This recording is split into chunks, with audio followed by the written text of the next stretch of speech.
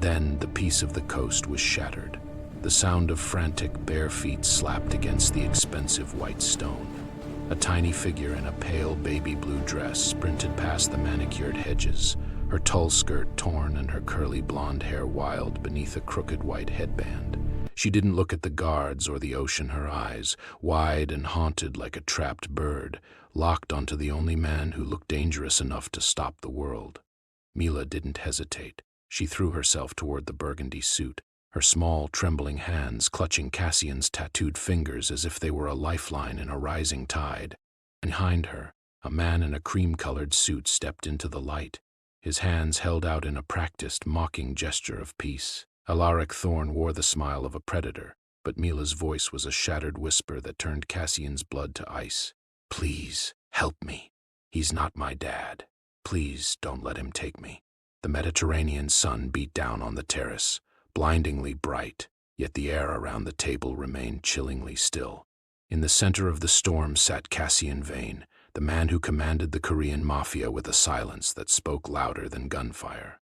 At 36, his skin was a map of his sin's dark, intricate tattoos crawled up his wrists and disappeared beneath the sleeves of a burgundy suit the color of aged wine and fresh blood. Across from him, his lieutenants, Bass and Vargo, sat like stone statues, their eyes scanning the horizon for threats that usually knew better than to show their faces. This was a man who had built a throne out of iron and ice, a man who had traded his heart for power 20 years ago when his sister Isabella vanished into the Chicago night. They called him the Protector, but he had long ago forgotten how to protect anything but his empire. Cassian didn't move. He didn't even seem to breathe. For the first time in 2 decades, the death of Chicago felt a sensation that wasn't the recoil of a gun or the cold grip of a blade. It was the frantic, rhythmic thumping of a small heart against his thigh, and the heat of tiny fingers digging into the expensive burgundy wool of his trousers. His tattooed knuckles, usually tight and ready for violence, twitched as he looked down at the blonde curls pressed against him. The baby blue tulle of Mila's dress was a jagged stain of innocence against his dark world. "There you are, sweetheart." A voice dripped into the air, smooth as honey and twice as sickly. Alaric Thorne stepped forward, the Mediterranean sun glinting off his cream-colored suit. He moved with the practiced ease of a man who spent his life convincing people that his lies were gifts. He spread his arms wide, palms open in a gesture of fake warmth, his silver watch catching the light as he beckoned toward the girl. "Forgive the interruption, gentlemen. My daughter has a vivid imagination. She's been through quite a bit today. Come on now, Mila. Time to go home to Daddy." Mila's reaction was a violent shudder that Cassian felt in his own bones. She buried her face deeper into the burgundy fabric, her voice coming out as a shattered, muffled sob. "He's lying. Please, he's not my dad. He's not." Alaric's smile didn't falter, but his eyes shifted to Cassian, narrowing as he tried to read the man behind the tattoos. He stepped closer, his expensive shoes clicking with arrogant confidence against the terrace stone. "I'm sure you understand, Mr. Vane. Children get confused when they're tired. It's a family matter.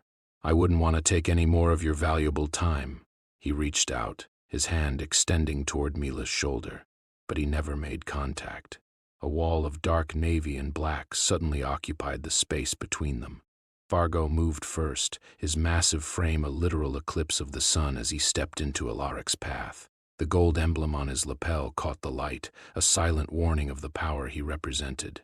Beside him, Bass stood stoic, his clean-shaven face a mask of cold professionalism.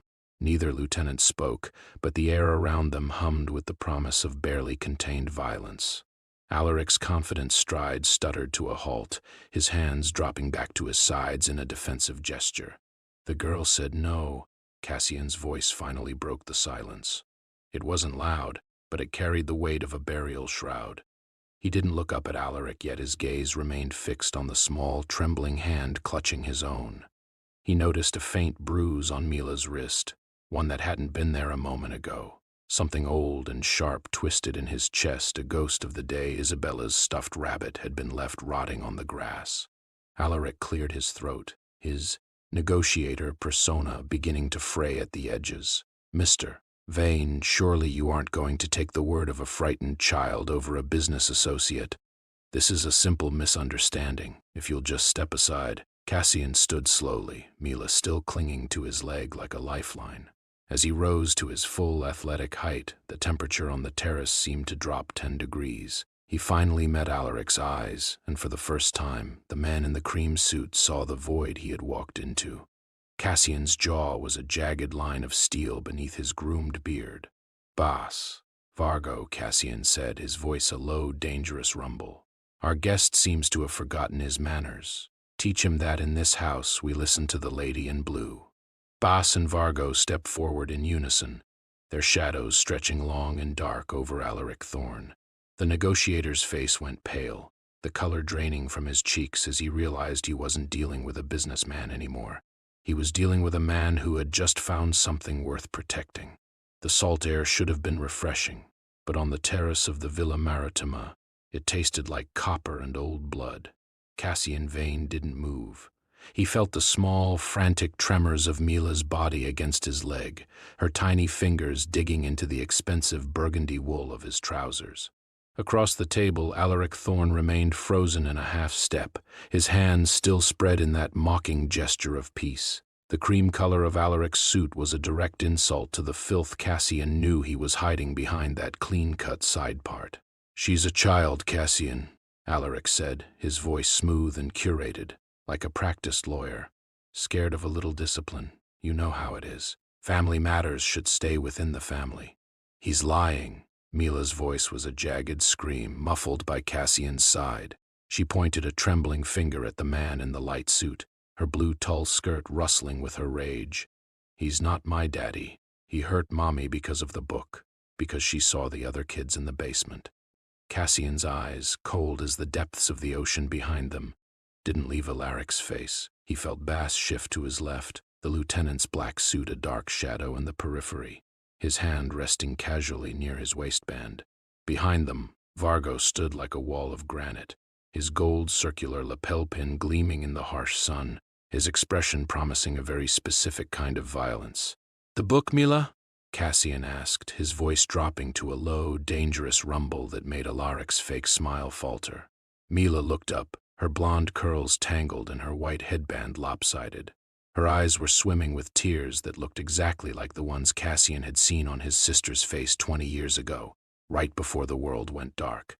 "Mommy was the maid," she whispered, her voice breaking. "She worked in his big house. She saw the white vans at night. She saw the children who went inside and never came back out. She wrote down the numbers, Cassian. She took the pictures with her phone." The secret hung in the air, heavier than the coastal humidity. Elena Castillo hadn't just been a servant, she had been a ghost in Alaric's machine, a silent witness documenting the horrors Thorne thought were hidden behind reinforced doors and expensive smiles. She had used her position as a poor maid to build a death sentence for the network. "A maid," Cassian repeated, the word sounding like a curse. He looked at Alaric, whose composed face was finally beginning to crack, sweat beading on his forehead despite the sea breeze. "You let a maid dismantle your empire from the inside out, Alaric. That's more than a mistake. That's a suicide note." "Cassian, listen to me," Alaric stammered, his hands now trembling as he realized he wasn't dealing with a business partner, but a predator who had just found a scent. "She's a thief. She stole private records. I just want my property back." "She's not property," Cassian said, standing slowly. The sheer mass of his athletic build seemed to block out the sun, casting Alaric into total shadow. He looked down at the silver watch on his tattooed wrist, the black face reflecting a countdown Alaric couldn't hear. "And neither is the girl." He looked at Vargo and gave a single sharp nod. The giant man moved instantly, his massive frame closing the distance and clamping a hand onto Alaric's shoulder like a vice. Alaric's knees buckled under the weight. "Bass, get the SUV," Cassian commanded, his voice as cold as a grave. "We're going to find this maid. If Thorne's people have her, I want them to know that they didn't just kidnap a worker. They kidnapped a woman protected by the Vane family." He looked down at Mila, who was watching him with wide, hopeful eyes. For the first time in 2 decades, the wall around Cassian's heart didn't just crack, it shattered. He reached down with a tattooed hand, his touch surprisingly gentle, and tucked a stray blonde curl behind her ear. "We're going to find your mommy, Mila," he promised. and as the Korean mafia boss led the little girl away from the terrace, he knew that the war he was about to start would burn every warehouse in Chicago to the ground. The sky over Chicago didn't just rain, it wept, a relentless downpour that blurred the city's neon lights into smears of blood and oil. Inside the black SUV, the silence was heavy, broken only by the rhythmic slap of windshield wipers fighting a losing battle against the storm. Cassian Vane sat in the back, his burgundy suit jacket a dark, sharp contrast to the pale baby blue dress of the child pressed against his side. Mila's small hand was still locked around two of his tattooed fingers, her grip so tight her knuckles were white. He should have pulled away. Touch was a vulnerability he couldn't afford, but as he looked at her curly blonde hair, he felt a crack in the walls he had built 20 years ago. Bass drove with a steady, expressionless hand, while Vargo sat in the passenger seat, his massive frame nearly filling the cabin as he checked his weapon with practiced, silent efficiency. They were entering the South Side, a forgotten corner of the city where buildings crumbled like broken dreams, and no one ever asked questions about the screams that dissolved into the wind. This was where Elena Castillo, the woman Mila called Mommy, had hidden her secrets and her daughter. "We're here, boss," Boss murmured as the vehicle slowed to a crawl in front of a decaying 5-story brick building. A single light flickered in a third-floor window, apartment 12. Mila's grip tightened until it hurt. "That's home," she whispered, her voice a fragile thread in the dark. Cassian opened the door, the cold rain instantly soaking into his shirt. "Stay close to me," he commanded. They climbed the stairwell, which smelled of mildew and old despair, the fluorescent lights above buzzing and dying in the gloom. When they reached the third floor, the hallway stretched before them like a narrow throat. At the end, the door to apartment 12 hung crooked on its hinges. The wood splintered where someone had kicked it in with professional violence. Cassian held up a fist, and the world went still. Vargo moved forward, his shadow looming large against the graffiti-covered walls as he cleared the entrance. He nodded once. "Clear." Cassian stepped inside, but he wasn't prepared for the chaos. The small apartment had been torn apart, furniture was overturned, and couch cushions were slashed open as if the attackers were looking for something they couldn't find. Picture frames were shattered on the floor, the glass crunching beneath Cassian's expensive shoes. Then he saw it, a dark, wet stain on the worn carpet trailing toward the bedroom. He followed the blood, his heart thudding against his ribs in a way he hadn't felt since Isabella vanished. In the corner of the bedroom, curled on her side like a broken doll, lay Elena Castillo. Her dark hair was tangled and matted with blood, her face a mess of purple bruises and defensive wounds. She was thin, the kind of thin that came from skipping meals so her child could eat. Cassian knelt beside her, pressing two tattooed fingers against her throat. A pulse, weak but steady, thrummed against his skin. "Alive," he breathed. Suddenly, small footsteps thudded behind him. Mila had slipped past Bass. She froze at the sight of her mother, her face turning as white as paper. Before she could throw herself onto Elena's battered body, Cassian intercepted her, catching her by the shoulders. "She's breathing, Mila. I promise she's going to be okay," he said. The words felt heavy, like a vow he couldn't break. He didn't make promises, they were chains, but looking into Mila's dark, haunted eyes, he knew he would burn the city to the ground before he let this promise fail. As Bass and Vargo prepared to carry Elena out, Cassian's jaw tightened. This wasn't just a rescue anymore, this was a declaration of war against Marcus Dantello. The black SUV tore through the rain-soaked streets of Chicago, windshield wipers fighting a losing battle against the downpour that threatened to drown the city. Inside the vehicle, the silence was heavy, broken only by the hum of the engine and the soft, ragged breathing of the child. Cassian Vane sat motionless in the back, his burgundy suit jacket dark where rainwater had soaked through. Mila had refused to let go of him. She sat pressed against his side, her small hand wrapped around two of his tattooed fingers, holding on as if he were the only solid thing left in a world that had turned to liquid. Cassian knew he should pull away. Touch was a weakness he had spent 20 years purging from his life, yet he remained still, letting the girl in the baby blue dress find sanctuary against his arm. "We're almost there, boss," Vargo said from the front, his eyes fixed on the crumbling buildings of the South Side. This was the forgotten corner of the city, A place where screams were swallowed by the sound of passing trains and no one ever asked questions. The SUV slowed to a halt in front of a decaying 5-story brick building where a single light flickered in a third-floor window. Mila's grip tightened on Cassian's fingers. "That's home," she whispered, her voice a fragile thread. Cassian stepped out into the mud and rain, his silver watch catching the dim streetlights as he reached back to lift Mila into his arms. The stairwell smelled of mildew and old despair as they climbed toward apartment 12. Boss moved ahead, his black suit a shadow against the peeling wallpaper, his hand resting casually but ready near his weapon. When they reached the door, it hung crooked on its hinges, the wood splintered where someone had kicked it in with professional violence. Cassian felt Mila tremble violently against his chest. He handed her to Bass, whispering for her to stay back, before stepping into the ruins of her life. The apartment had been destroyed. Furniture was overturned, couch cushions were slashed open, and drawers had been dumped onto the floor as if the attackers were hunting for something precious. Then Cassian saw it, a dark, wet stain on the worn carpet trailing toward the bedroom. He followed the blood. Inside the bedroom, curled in the corner like a broken doll, was Elena Castillo. Her dark hair was tangled and matted with blood, her face a mess of purple bruises and swelling, but as Cassian pressed his tattooed fingers to her throat, he felt a pulse weak but steady.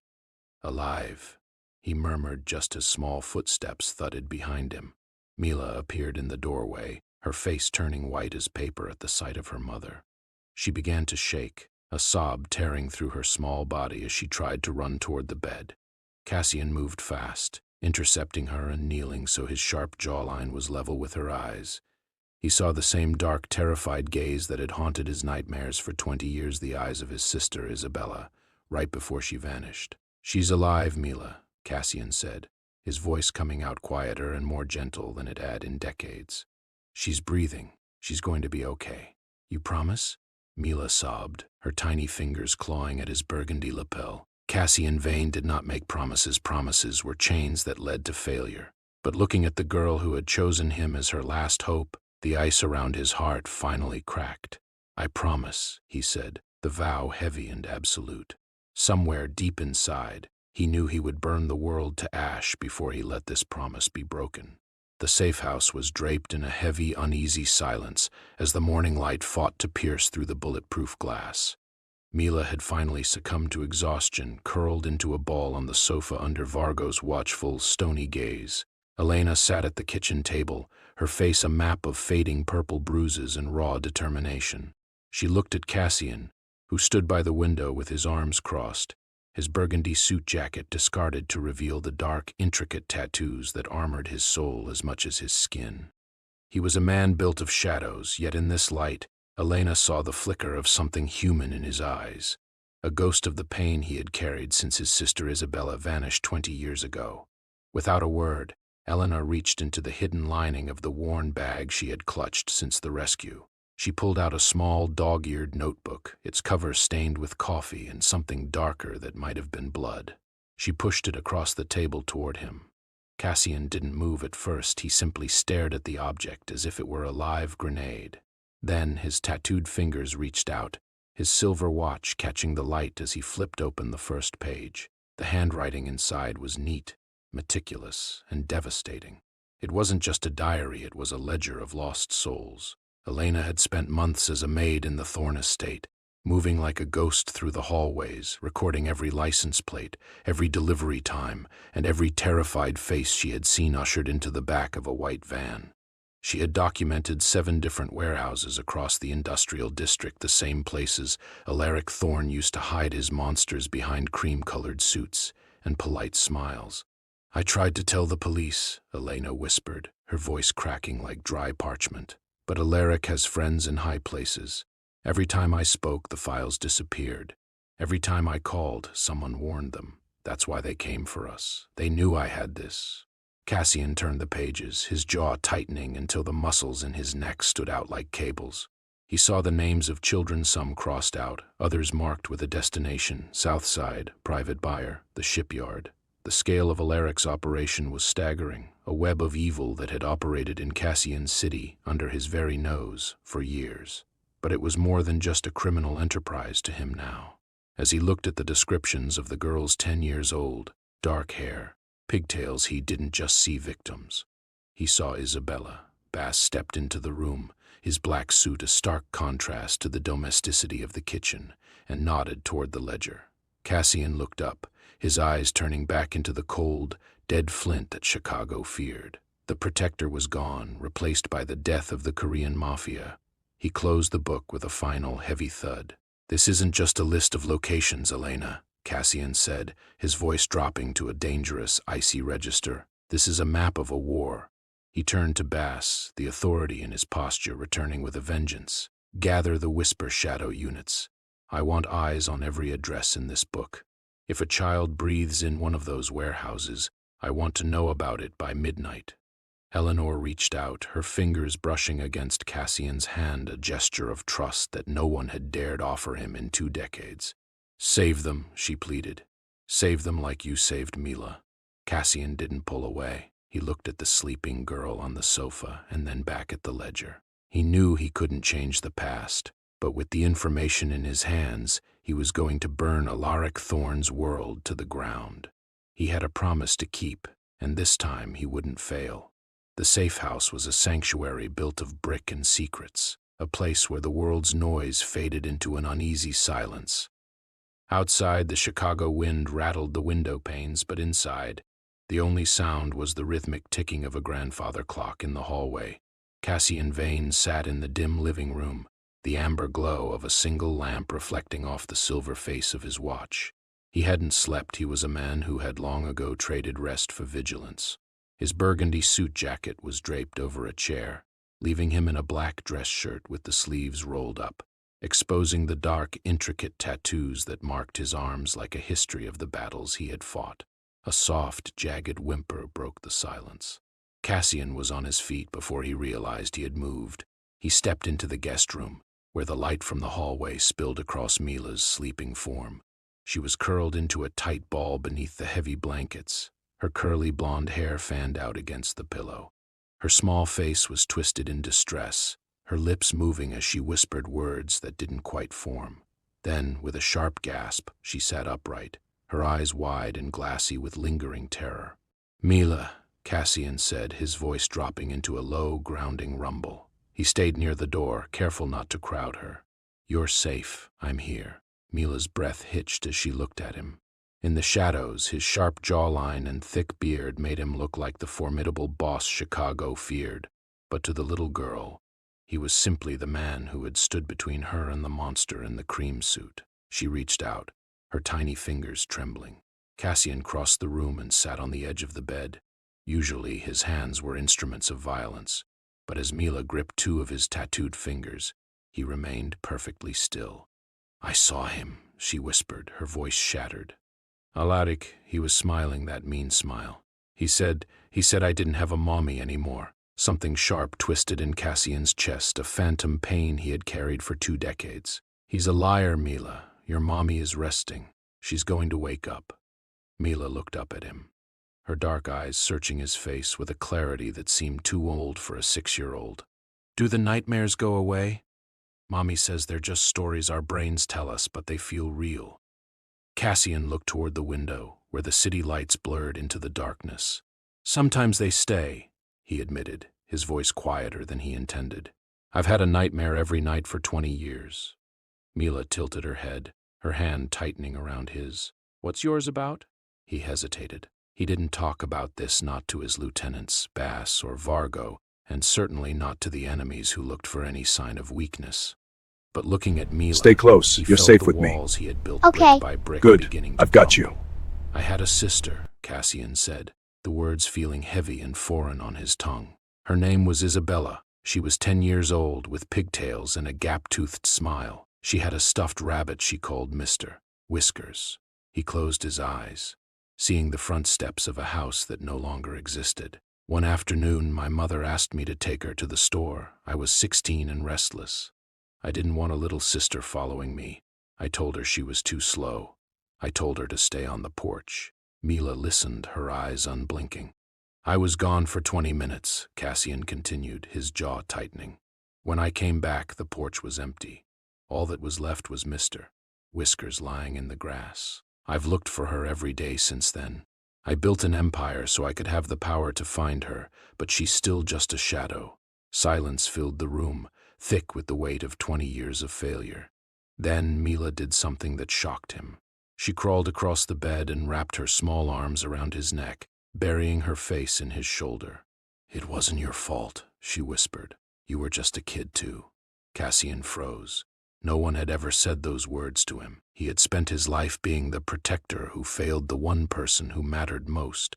But in the arms of a child he had barely met, he felt a strange, terrifying warmth. Slowly, he reached up and rested a large, scarred hand on her back. "I won't let them take you, Mila," he vowed into the quiet of the room. "I promise." He sat with her until her breathing steadied and sleep finally claimed her again. As he watched her, Cassian realized that saving Mila wasn't just a mission. It was his second chance. He would burn the city to the ground before he let another sister disappear into the shadows. The basement was a tomb of concrete and shadow, lit only by a single bare bulb that hummed with a low, dying buzz.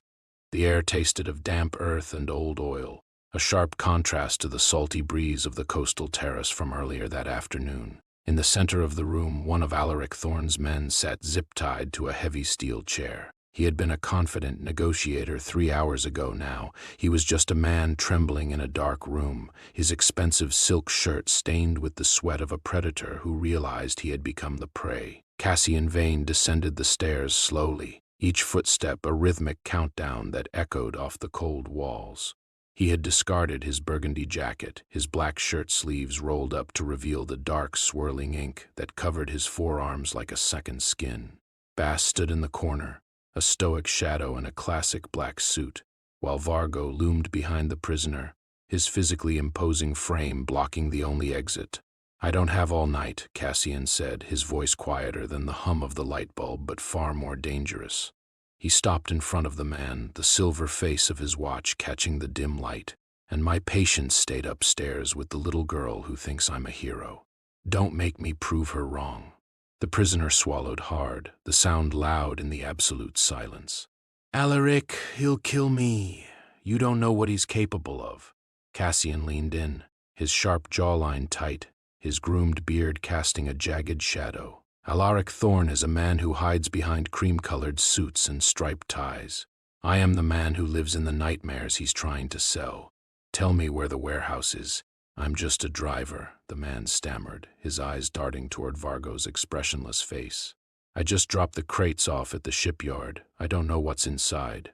Cassian didn't raise his voice, he didn't have to. He simply reached out and gripped the man's chin with a tattooed hand, forcing him to look directly into eyes that were cold enough to freeze blood. 20 years ago, a girl named Isabella disappeared because men like you just drove the crates.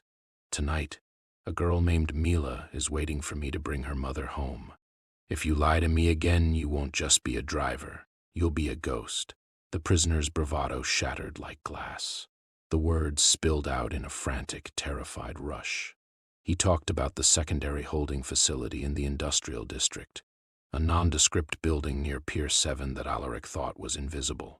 He talked about the schedule's Tuesday and Thursday deliveries and the private buyers who paid premium prices for children who had no names. "The mothers," Cassian growled, his grip tightening. "Where is Elena Castillo?" "She's there, room 4, the man gasped. Alaric wanted to keep her alive to make sure the girl behaved. He's moving them at midnight. If you're not there by then, they're gone forever." Cassian released him and stood up, the ice in his chest hardening into a singular lethal purpose. He turned to Bass and Vargo. "Get the cars, call in the whisper shadows. I want that warehouse surrounded before the first crate hits the floor." As he climbed the stairs, the weight of Mila's earlier plea, "Please, help me," pressed against his heart. For 20 years, he had been a man of shadows, a boss who ruled through fear. But as he stepped out of the basement and into the cool night air, he wasn't just a mafia boss anymore. He was a man with a promise to keep, and Alaric Thorne was about to learn that there was nothing more dangerous than a monster who had found a reason to be a protector. The air in Chicago that summer was thick with heat. the kind that made the cicadas scream in the trees until the noise became a constant, vibrating part of the silence. Cassian was 16 then, tall for his age and restless, his skin not yet marked by the dark ink of 1,000 sins or the heavy burgundy suit of a mafia king. He was just a boy who wanted to walk fast, think his own thoughts, and be anywhere but the small, crowded house where his mother's voice trailed after him. "Wait, wait for me," Isabella had called, her voice bright and small as she ran down the hallway. She was 10 years old, her dark hair braided into 2 messy pigtails, and she was clutching Mr. Whiskers, a stuffed rabbit with floppy ears and button eyes, against her chest. "Please, Dom Cassian, I'll be fast. I promise I won't slow you down." He had looked at her with the sharp, unearned annoyance of a teenager, seeing his little sister only as a burden that would tether him to a pace he didn't want to keep. "You're too slow. Stay here," he had said, his words cold and final as he pushed through the screen door without looking back. He didn't see the way she stopped on the front steps, her pigtails wilting as she watched him walk away, but he heard her voice one last time calling out that she would be right there when he came back. He had waved a dismissive hand over his shoulder, a ghost of a gesture that would haunt his dreams for the next 2 decades. It only took 20 minutes to walk to the corner store, buy the milk his mother needed, and return through the same shimmering heat. But when he rounded the corner onto their street, the world had shifted into a nightmare. The front steps were empty. Mr. Whiskers lay abandoned on the grass, one of his ears torn and a button eye hanging by a single fragile thread. Isabella was gone. The search lasted for months, turning into years of hollow leads and telephone poles plastered with a face that slowly faded under the sun and rain. He watched the light die in his father's eyes until his heart simply gave up, collapsing under the weight of a grief that had no ending. He watched his mother stop eating and stop sleeping, her soul hollowing out until she welcomed the cancer that eventually took her body. Through it all, Cassian learned the only lesson the world seemed interested in teaching him. Touch was a weakness, and connection was a target. He built his empire brick by brick, body by body, turning himself into something hard and cold that could never be hurt again because it refused to feel. He became the Death of Chicago, a man who ruled from the shadows and buried his mercy in the same unknown grave where his sister lay. For 20 years, the walls he built held firm, protecting the boy who had failed from the monster he had become. But as he sat in the Mediterranean sun with Mila's tiny, trembling hand locked around his fingers, the first cracks began to spread across the ice of his heart. This time, there would be no store, no 20-minute absence, and no dismissive wave this time. He would burn the world to the ground before he let the shadows take what he was sworn to protect. The air in the command center was thick with the scent of cold coffee and the metallic tang of oiled weaponry. Cassian Vane stood at the window, his silhouette a dark, jagged edge against the flickering lights of the Chicago skyline. Behind him, the map was no longer a plan, it was a blueprint for an execution. The digital clocks on the wall bled red numbers, counting down the final minutes of a peace that had been built on the suffering of children. Bass stepped into the light, his classic black suit as sharp as the tactical knife strapped to his thigh. He adjusted his black tie with a hand that didn't tremble, his clean-shaven face a mask of lethal calm. To his left, Vargo loomed like a thundercloud, his massive frame nearly filling the doorway. The gold circular emblem on Vargo's lapel caught the dim light, a symbol of the high-ranking loyalty he had sworn to the Korean mafia. "The perimeter is set, boss," Bass said, his voice a low, steady hum. "The Whisper Shadow soldiers are in position across all 4 sectors. They're ghosts. Alaric won't see them until the air is already gone from the room." Cassian turned, the dark, intricate tattoos on his hands flexed as he gripped the edge of the table. 20 years of guilt, 20 years of searching for a sister who never came home, had finally distilled into this single night of retribution. He looked at his lieutenants, the men who had bled beside him to build this empire. "Alaric Thorne thinks he's playing a game of chess on a sunny terrace." Cassian's voice was a rough, dangerous whisper that seemed to vibrate in the very bones of the room. "He thinks he can hide behind a cream suit and a practiced smile. Tonight we show him that the shadows he's been using to move his property now belong to us." Vargo's jaw tightened, his very serious expression hardening into stone. "The secondary facility is surrounded. We've cut the landlines and jammed the frequencies. No one gets out to warn Marcus. No one gets in to help Alaric. Outside, a fleet of black SUVs sat idling in the alleyway, their engines a low, predatory growl. The Whisper Shadow soldiers, the elite. Invisible heart of Cassian's power moved in perfect lethal synchronicity. They didn't speak, they communicated in the language of professional violence, checking chambers and tightening vests. Cassian walked toward the door, his burgundy suit jacket casting a long, blood-red shadow across the floorboards. He thought of Mila, safe in the back room of the safe house, her blonde curls finally resting against a pillow without the tremor of fear. He thought of Elena, the woman who had risked everything to document the evil he was about to burn to the ground. "Move out," Cassian commanded, the words landing with the finality of a gavel. Bass and Vargo led the way, their footsteps echoing through the hollow halls of the warehouse district. As they stepped into the cold night, the Whisper Shadow soldiers dissolved into the darkness, becoming part of the urban landscape. They were the rising tide of the Korean Mafia, and they were coming to reclaim the souls Marcus and Alaric had tried to steal. The hunt had officially begun, and in the heart of the industrial maze, the shadows were finally biting back. The industrial district lay silent under a moonless sky, a graveyard of rusted iron and hollow promises where abandoned factories stretched into the darkness like skeletons. At 1:45 a.m., the only sound was the rhythmic hum of the Chicago River and the faint crackle of Bass and Vargo's voices through the earpiece. They moved like shadows, ghosts of the Whisper Shadow unit, neutralizing Alaric Thorne's skeleton crew with a clinical, terrifying efficiency that left the perimeter secured and the interior silent. Cassian Vane sat in the back of a black SUV, his eyes fixed on a drone feed that showed the approach of a single white van, the same vehicle Elena had meticulously documented in her notebook. When the van pulled into the loading dock, the two armed men inside stepped out with the practiced confidence of predators who believed they were invisible. They didn't see the red laser sights painting their chests until it was too late. Bass stepped from the darkness, his classic black suit sharp against the grime, and offered a single, quiet command that ended their resistance before it could begin. Cassian stepped out of the SUV, his burgundy suit nearly black in the low light, and walked toward the warehouse. Inside, the building was a labyrinth of suffering, divided into small, reinforced rooms with heavy steel locks. Vargo handed him a ring of keys, his expression like stone, as Cassian began to move through the facility. One by one, the doors swung open. Behind the first, two sisters huddled together on a bare mattress, their eyes wide with a terror that no child should ever know. Behind the second, a boy sat drugged and vacant, staring at a wall that offered no escape. Door after door, the tally of stolen innocence grew 12 children in total, ranging from 5 to 13 years old. Cassian entered the final room alone. In the corner sat a 6-year-old boy, the same age as Mila, clutching a ragged teddy bear to his chest. He didn't look up, he had learned that light usually brought pain. Cassian lowered himself to one knee, the dark, intricate tattoos on his hands visible as he reached out.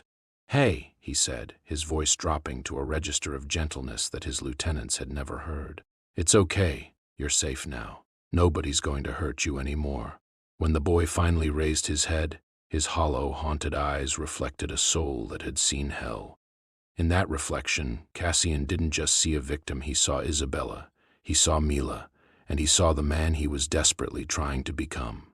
He lifted the boy gently, carrying him out to the waiting medical teams and social workers he had coordinated with Agent Sarah Mitchell. As the unmarked vehicles pulled away, carrying the children toward a safety they hadn't known in months, Cassian stood at the threshold of the facility. He took one last look at the machinery of human suffering, the cells, the chains, the darkness. "Burn it," he ordered, his voice cold as a grave. Rico's team ignited the charges. As the SUV pulled away, heading north back toward the safe house where Mila was waiting, Cassian looked into the rearview mirror. The warehouse erupted in a column of orange and red flame that clawed at the Chicago skyline, a funeral pyre for Alaric Thorne's empire. By dawn, there would be nothing left but ash and twisted metal.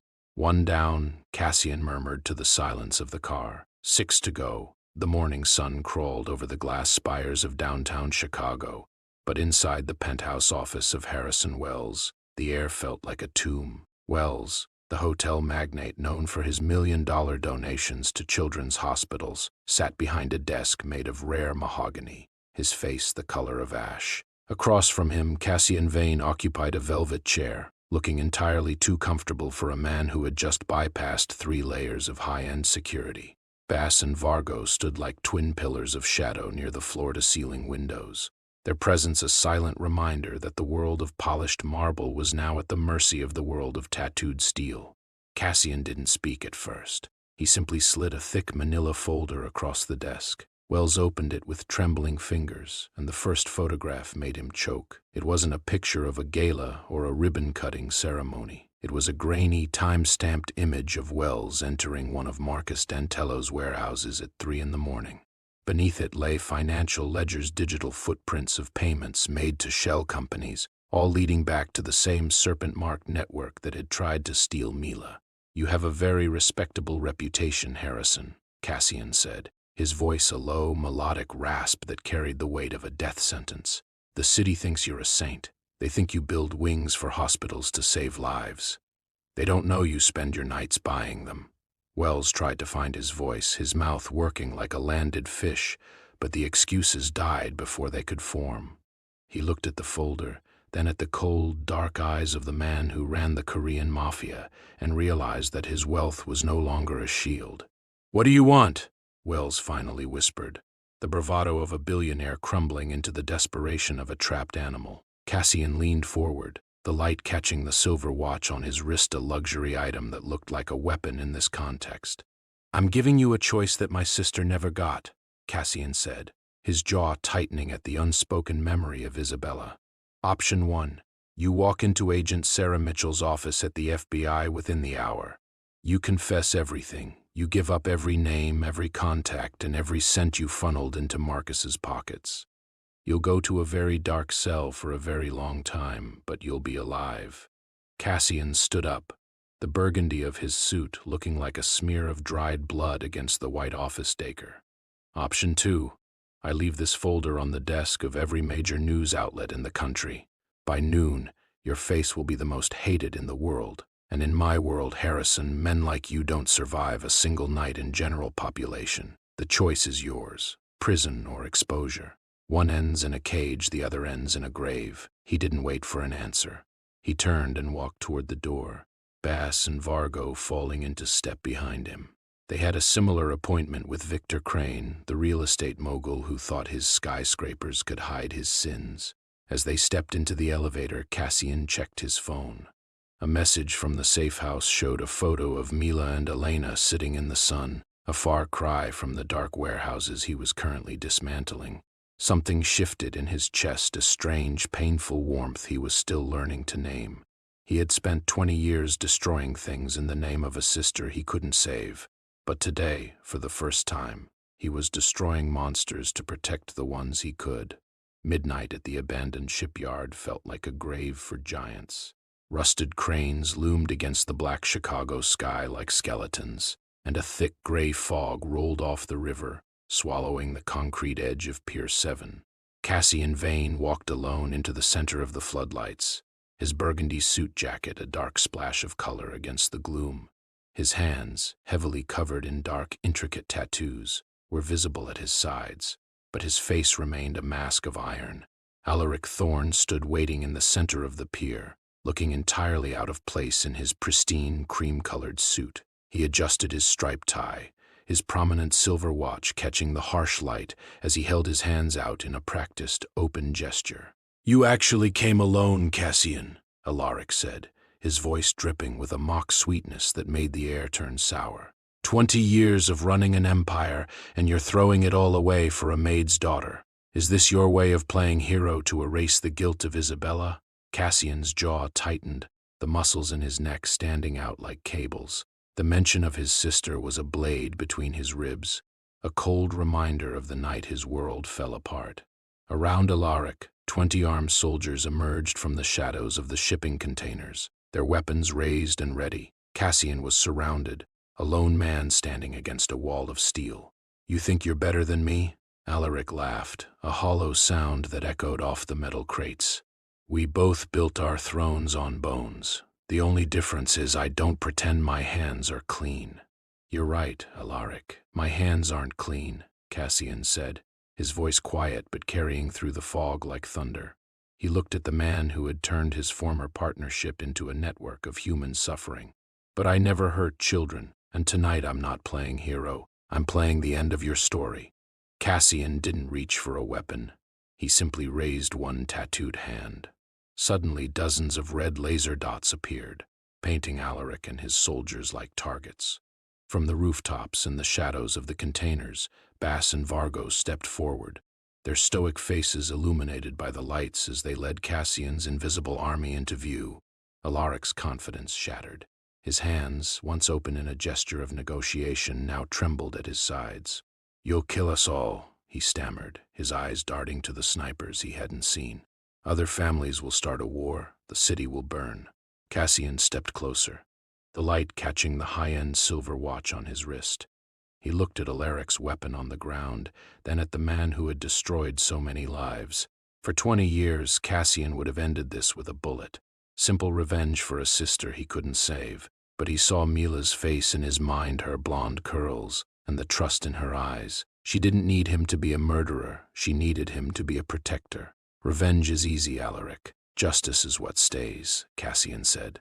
He raised his hand again, and instead of a hail of gunfire, black SUVs with government plates roared onto the pier. Agent Sarah Mitchell stepped out, her badge gleaming. "You're not leaving this shipyard, Alaric," Cassian whispered as the federal agents moved in. Handcuffs clicked shut, and Alaric was led away, his cream suit finally stained by the grime of the pier. The shipyard returned to silence as the vehicles pulled away. Cassian stood alone in the fog, exhaling a breath he felt he had been holding for 2 decades. His phone buzzed a message from the safe house. Mila was waiting for him. He turned his back on the pier, finally leaving the shadows behind to go home. 6 months had passed since the night the sky over Pier 7 glowed orange with the death of Marcus Dantello's empire. The Chicago news was still thick with the aftermath. Over 60 children reunited with their families, a web of corrupt politicians dismantled, and Alaric Thorne facing a life sentence behind reinforced glass. But for Cassian Vane, the world had shrunk from the vast, cold expanse of the city's underworld to the warm, flower-dusted air of a small bakery on the edge of the industrial district. The morning sun streamed through the front window of Elena's Sweets, catching the silver of Cassian's watch as he sat at a small corner table. He wasn't wearing the burgundy suit of a mafia king today. Instead, he wore a simple black sweater, his tattooed wrists peeking out as he leaned over a second-grade math workbook. Beside him, Mila was swinging her legs, her blonde curls bouncing as she chewed on the end of a pencil. She wasn't the terrified bird in a torn dress anymore. She was a child who argued about subtraction and complained when the icing on her cupcake wasn't pink enough. "I don't think 8 minus 5 is 2, Mila," Cassian said, his voice retaining its deep, gravelly weight but softened by a patience he hadn't known he possessed. Mila tilted her head, looking at the page with a mock-serious frown she had clearly inherited from him. "It's 2 if you're really fast at counting," she countered. Cassian felt a rare, genuine tug at the corner of his mouth. He didn't just smile, he felt the ice that had encased his chest for 20 years finally turn to water. Behind the counter, Elena paused, her hands covered in dough, and watched them. The bruises that had once marred her face were long gone, replaced by a glow of health and a peace that made her look 10 years younger. She caught Cassian's eye and smiled, a silent acknowledgement of the life they had built in the wreckage of a war. The transition hadn't been easy. Cassian was still the head of the Korean mafia, still a man who lived in the shadows. But the shadows no longer defined him, they were merely the walls he built to keep this little bakery safe.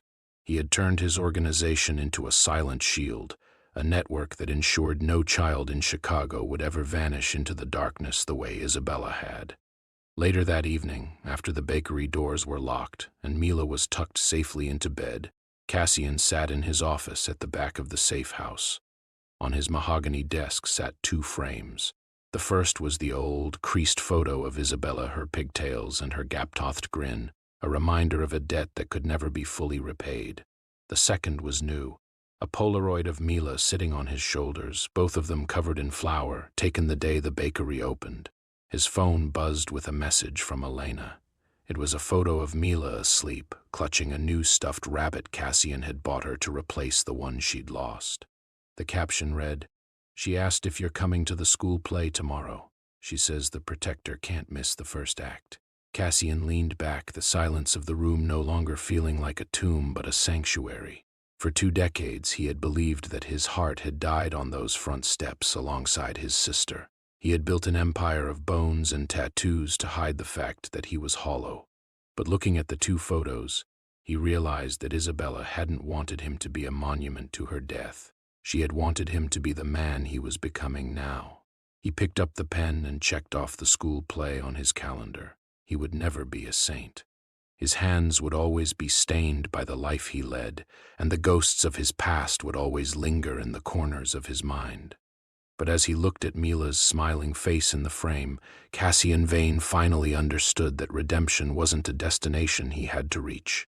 It was a choice he made every single morning when he woke up and decided to be the man a little girl believed him to be. He turned off the desk lamp, but for the first time in 20 years he didn't feel like he was sitting in the dark. A promise made in the dark is the hardest one to keep. Cassian Vane chose a family over his empire, but would you have done the same? If you were in his shoes, would you have let Alaric Thorne walk into a prison cell, or would you have ended him at the shipyard? Let us know your verdict in the comments. Your engagement helps us bring more of these authentic tales to life. Subscribe and join the inner circle of Whisper Mafia Shadow. See you in the next video.